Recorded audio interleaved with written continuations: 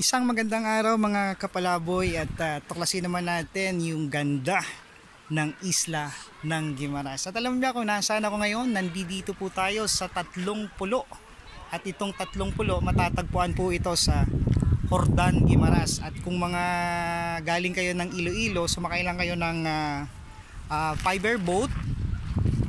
Yan, at pag dating nyo doon sa Pantalan ng Jordan, sumakay lang kayo ng jeep at bumaba kayo doon sa kanto ng Jollibee. At meron tong tricycle na nag-aabang sa inyo at magbabayad lang kayo ng 50 pesos. At para makapunta dito sa napakagandang beach na dito lang matatagpuan sa 30 na sakop ng municipality ng Jordan. So di ba napakaganda? Ayan. So kayo nang humusga. So ayan. Di ba? At meron palang isla sa kabila at pwede ka dyan tumawid kung low tide siya.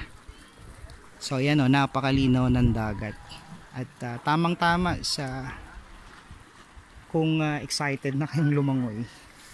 So ito yung isang magandang place para sa inyo na magbakasyon. Mura lang. Ayan. Ayan. 30.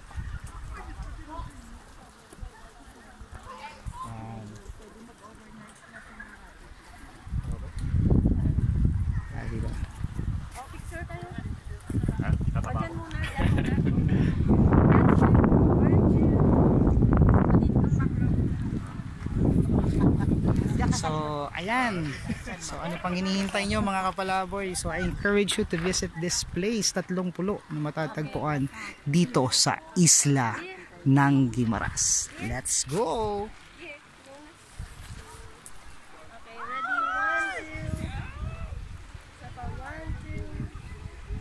1, 2. Selfie, 1, 2. Selfie.